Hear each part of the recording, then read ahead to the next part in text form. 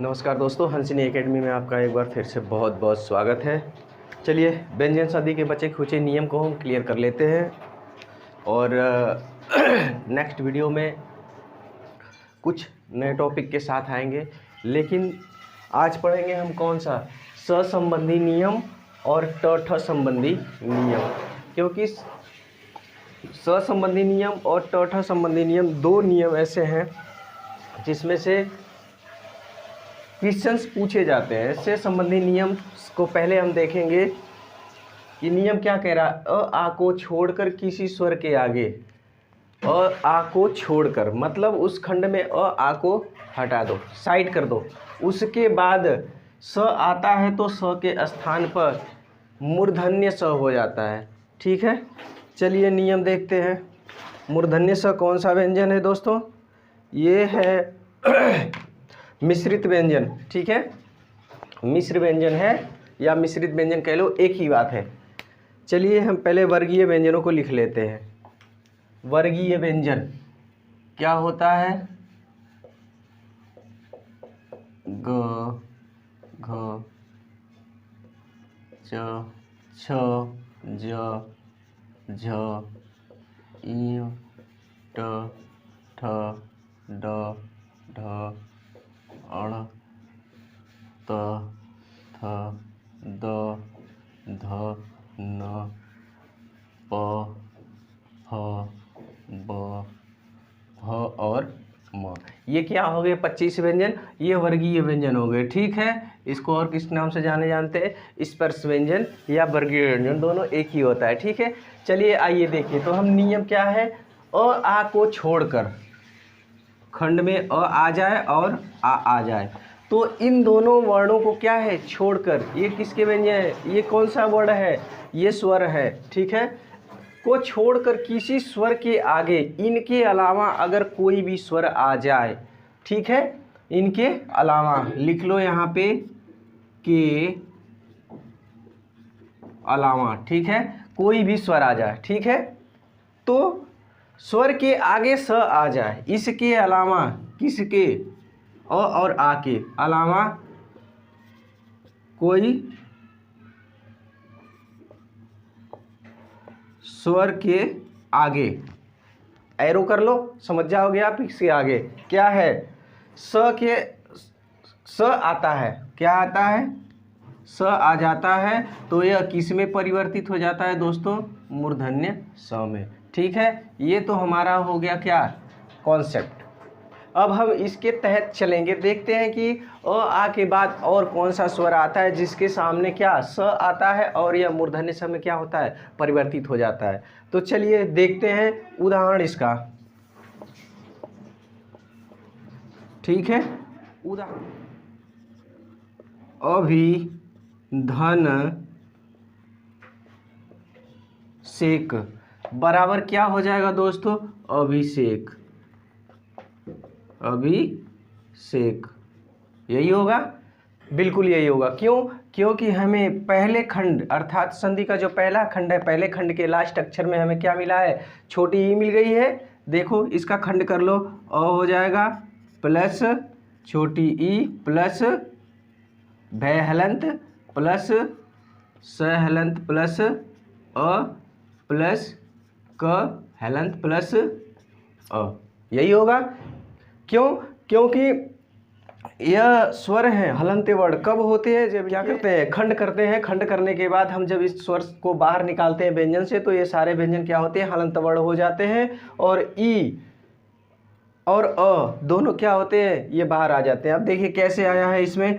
ई क्या है? ये तो स्वर है, ठीक है, और हमने नियम में क्या पढ़ा है कि कोई भी स्वर, ठीक है, पहले खंड के लास्ट अक्षर में कोई भी स्वर आ जाए, अगर हम स्वर को निकालना है तो इसका खंड हमें करना पड़ेगा फिजिकली दिखाने के लिए कि नहीं इसमें स्वर है। क्यों? क्योंकि व्यंजन जो होता है वह स्वर की मदद से ही या उसकी सहायता से इसका उच्चारण किया जाता है।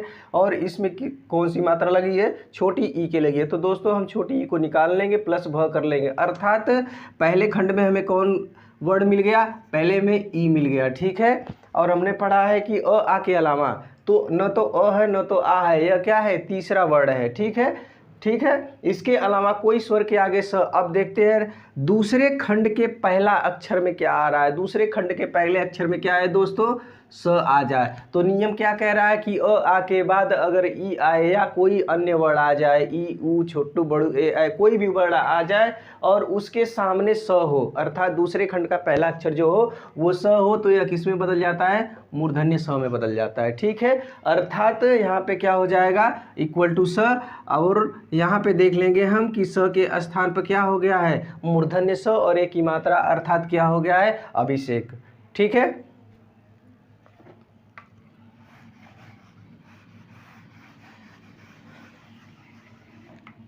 दूसरा देख लेंगे, बी धन सम बराबर क्या हो जाएगा दोस्तों, विषम। ठीक है, सम संख्या विषम संख्या, मैथ में आप जानते होंगे सम संख्या कौन सी होती है, विषम संख्या कौन सी होती है। ठीक है, चलिए अगर मैथ की सम संख्या विषम संख्या, ये तो बहुत छोटे लेवल का सवाल है। सम संख्या वे संख्याएं होती हैं जो पूर्ण रूप से क्या होती है, विभाजित हो जाती हैं, और विषम संख्या वे संख्याएं होती है जो पूर्ण रूप से विभाजित नहीं होती है।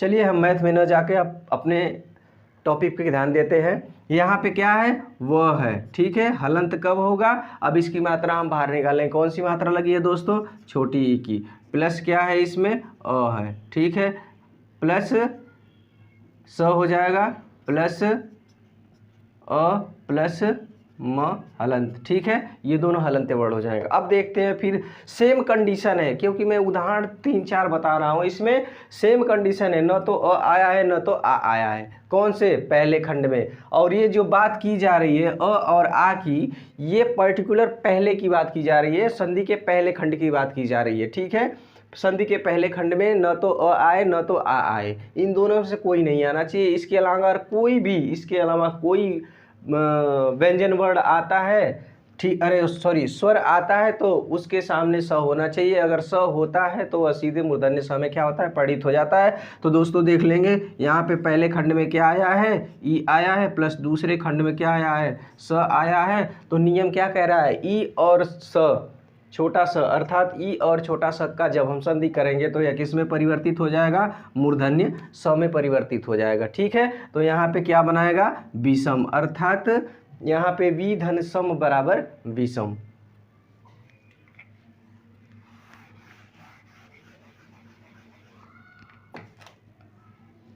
अगला है नी धन सेध बराबर क्या हो जाएगा, निषेध। ठीक है, निषेध, निषेध किसे बोलते हैं, जहाँ बाउंडेड क्षेत्र होते हैं, जहाँ हर किसी को अलाउ नहीं था, उसे निषेध क्षेत्र कहते हैं। ठीक है, चलिए आइए, नी, इसमें भी क्या है, छोटी की मात्रा है, प्लस न हो गया। ठीक है, प्लस स प्लस ए, ठीक है, प्लस ध हलंत प्लस इसमें भी क्या हो जाएगा, स हलंत हो जाएगा। यहाँ पे ऑलरेडी हलंत है, न हलंत वर्ड में पठित हो जाएगा। अब देख लेंगे इसमें क्या है, मुझे ई प्राप्त हो रहा है कि इसमें संधि के पहले खंड का लास्ट अक्षर, यहाँ पे लास्ट अक्षर से मतलब है यहाँ पे एकल वर्ड, अर्थात बस एक ही है, इसलिए जब हम खंड करेंगे तो ई आ जाएगा, यहाँ पे ई लिख लेंगे, प्लस आगे इसके कौन सा है, दूसरे खंड का पहला अक्षर क्या है दोस्तों, स है, अर्थात दोनों मिलकर किसका निर्माण कर रहे हैं, मूर्धन्य स का। यहाँ पे कौन सी संधि हो जाएगी निषेध में, व्यंजन संधि। नियम कौन सा रहेगा भाई, अ आ, अर्थात स का नियम, अ आ स का नियम, अर्थात अ आ को छोड़कर किसी स्वर के साथ अगर उसका मेल कराया जाता है तो वह किस में बदल जाता है, मूर्धन्य स में। अर्थात यहाँ पे संधि कौन सी होगी, व्यंजन संधि। अगर कोई नियम पूछता है तो कौन सा नियम रहेगा, स संबंधी नियम। अर्थात नियम का क्या कहना है, जब अ आ के बाद, अ आ के अलावा कह लो, बादनी अलावा कोई भी स्वर आ जाए और दूसरे खंड में दूसरे खंड का पहला अक्षर अगर स हो तो वह स किस में बदल जाता है दोस्तों, मूर्धन्य स में।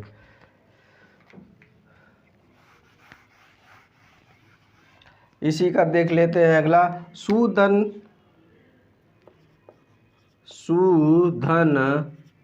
सुप्त बराबर सुषुप्त, ठीक है, सुषुप्त। यहाँ पे भी सेम कंडीशन है, ठीक है। यहाँ पे क्या आ गया है, छोटा ऊ, ठीक, प्लस स प्लस छोटा ऊ, आगे का छोड़ देंगे क्योंकि ज़रूरत उतनी नहीं है, जिसकी हमें ज़रूरत है हम उतना ही वो देखेंगे। ऊ है अर्थात ऊ प्लस स बराबर स। ये भी तो कॉन्सेप्ट सही है, क्यों? क्योंकि यह तो न तो अ है न तो आ है। बाउंडेशन इसने केवल दो ही स्वरों को रख रखा है, किसका? एक तो है अ और दूसरा क्या है दोस्तों, आ, ठीक है। ये दीर्घ स्वर और ये ह्रस्व स्वर, ये दोनों कौन से हैं? एक ह्रस्व स्वर है, एक दीर्घ स्वर है, ठीक है। चलिए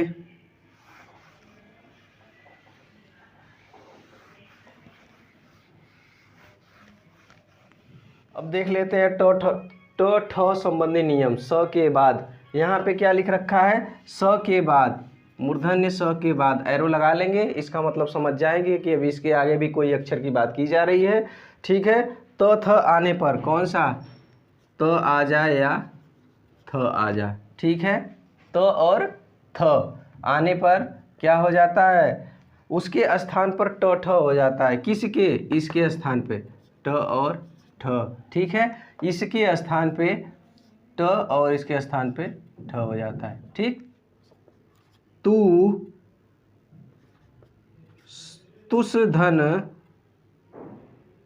त बराबर क्या हो जाएगा, तुष्ट, ठीक है। अब देखो यहाँ पे क्या है, स के बाद पहले खंड का लास्ट वाला अक्षर क्या है दोस्तों, स है, प्लस दूसरे खंड का पहला अक्षर क्या है, तो आ गया, ठीक है। तो यहाँ पे कह रहा है कि स के बाद तो थ आए, ठीक, इन दोनों में से कोई भी वर्ड आ जाए तो यह क्या क्रमशः त ट और थ ठ में बदल जाता है। तो यहाँ पे क्या हो जाएगा, बराबर ट हो जाएगा। कैसे? क्योंकि यहाँ पे स और त की संधि हो रही है, जो किसका निर्माण कर रहा है, ट का, ठीक है। अर्थात त के बाद क्रमशः यह किस में परिणत हो जाएगा, ट में, अर्थात तुष्ट धन ट बराबर तुष्ट, ठीक है, तुष्ट।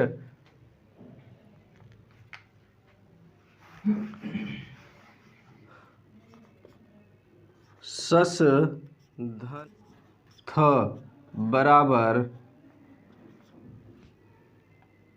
षष्ठ। यहाँ पे भी देख लीजिए, स के बाद क्या आया है, थ का नियम एक देख लेते हैं। थ आया और थ किस में बदल जाएगा दोस्तों, ठ में, अर्थात यहाँ पे क्या हो जाएगा, षष्ठ। देख लेंगे स प्लस थ बराबर ठ हो रहा है कि नहीं। यहाँ पे पहले खंड का लास्ट वाला अक्षर देख लेंगे और दूसरे खंड का पहला अक्षर देख लेंगे और दोनों का मेल करा देंगे, अर्थात संधि करा देंगे, तो हमें कौन सा वर्ड प्राप्त हो जाएगा, ठ प्राप्त हो जाएगा। अर्थात एक हमने ट का पढ़ लिया, एक ठ का पढ़ लिया, ठीक है। आज के लिए इतना ही, धन्यवाद। फिर अगली वीडियो में फिर हम मिलेंगे कुछ नए टॉपिक के साथ, तब तक के लिए धन्यवाद।